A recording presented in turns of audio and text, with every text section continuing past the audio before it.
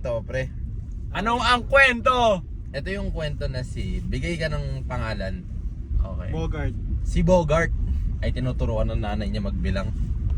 Okay. Sabi ng nanay niya, Bogart, magbilang ka nga. Hanggang 5. 1, 2, 3, 4, 5. Sabi ng nanay niya. Aba anak, gumagaling ka na. Tapos sige nga anak, subukan mo nga.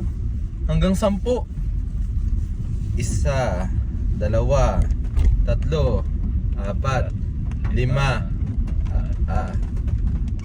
Isa, Hirap na siya. 2.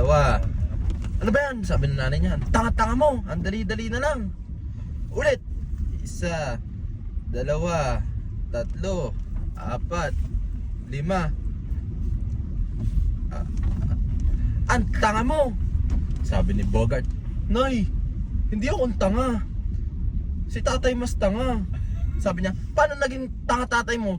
Marunong magbilang yun.